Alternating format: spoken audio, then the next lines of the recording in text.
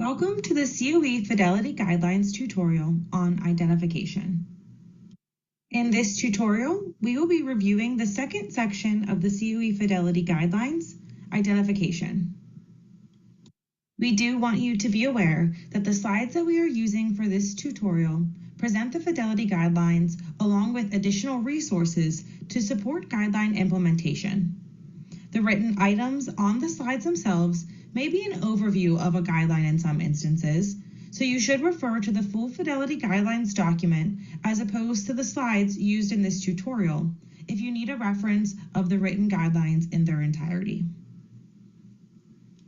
One of the guiding principles of the COE program is that the COE will assertively engage individuals with a history of emergency department treatment episodes for opioid use, individuals with a history of inpatient or residential substance use treatment, individuals with a high risk for overdose, individuals with opioid use in addition to polysubstance use, and individuals with current intravenous substance use.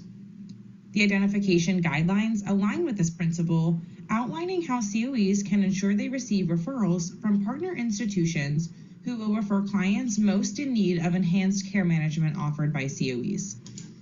The identification guidelines state that each COE will be expected to develop a documented outreach process, such as referral arrangements with an active MOU, a formal written referral agreement, a systematic process for checking for eligible clients within specified organizations, or a systematic case-finding outreach process that involves actively recruiting clients from the treatment and non-treatment communities, not just from their internal programs and referral processes. The referral origin or pathway needs to be documented in REDCap.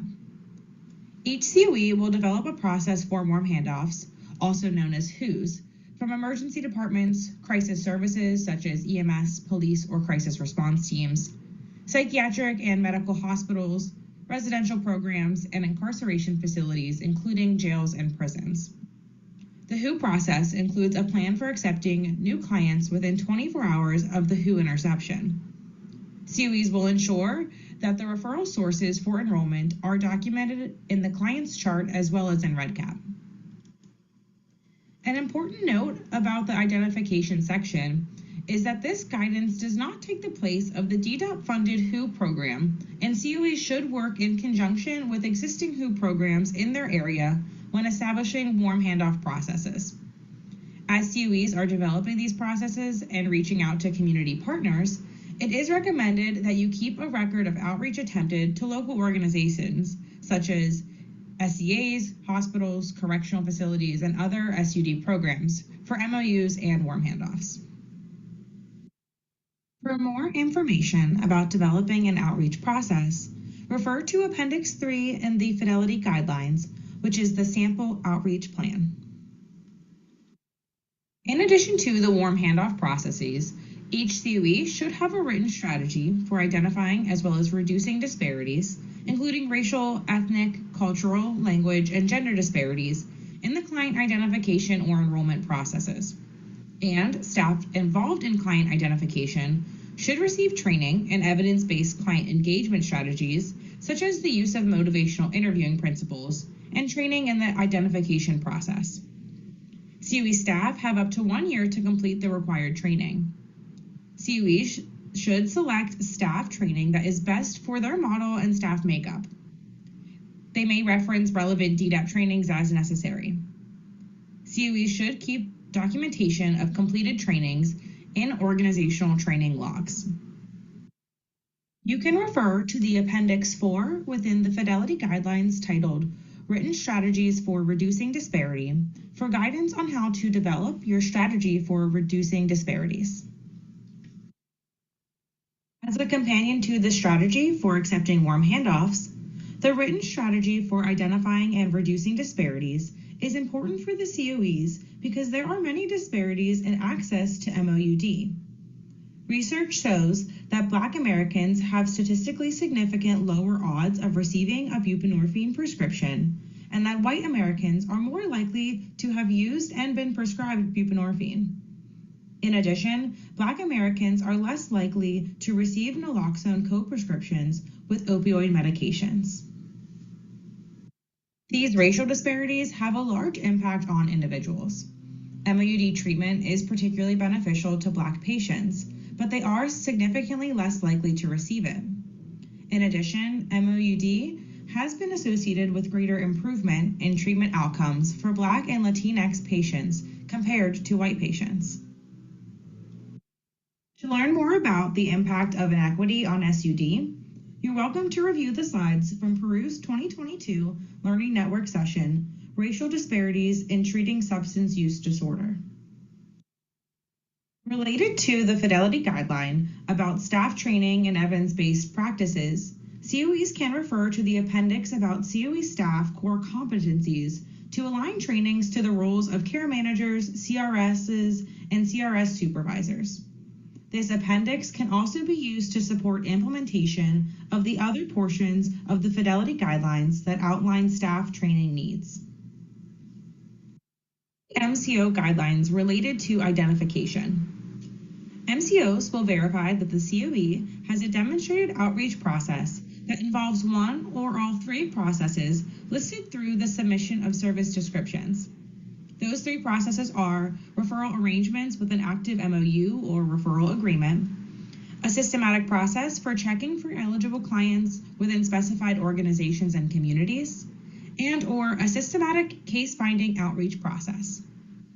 It is also suggested that MCOs will assist COEs in the connections to local organizations or other providers to assist in the MOU and warm handoff process.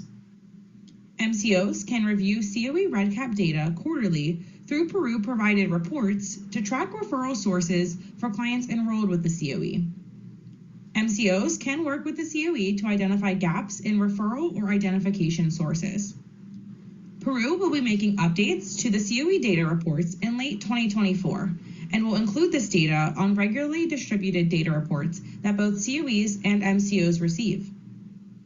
Through the COE service description, MCOs can confirm that the COE has a process developed for reducing disparities.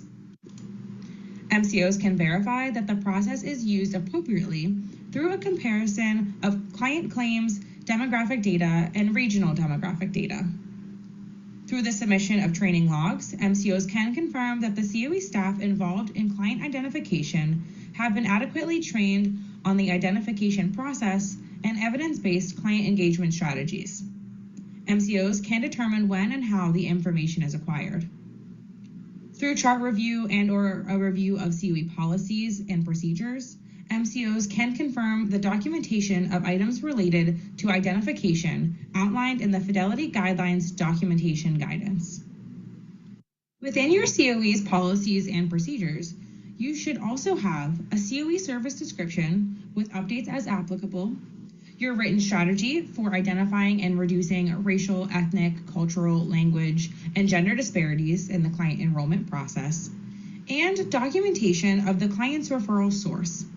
This final item is the one documentation piece associated with identification that isn't within policies and procedures, but should be in each client's chart and documented in REDCap. Almost all of the documentation guidelines for the identification section are to be listed in the COE's policies and procedures. Your COE should have a written procedure on how COE staff checks with other COE providers in the area to ensure that there is no duplication of services, including a process for obtaining ROIs for care coordination purposes.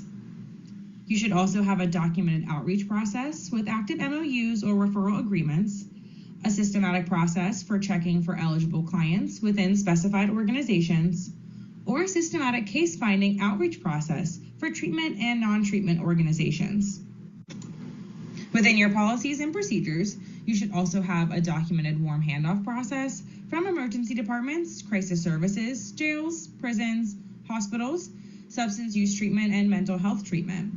If your COE is having difficulty with warm handoff partners, it is recommended that you keep a record of outreach attempted to local organizations, such as SCAs, hospitals, correctional facilities, and other SUD treatment programs for MOUs and warm handoffs. You should also have documentation of training plans for all staff involved in identification that includes engagement best practices like motivational interviewing, updated regularly to indicate that training was completed. These are the references used in this tutorial. Thank you for joining me for this tutorial about the identification section of the COE Fidelity Guidelines. Please contact your Peru TA provider with additional questions or requests for support.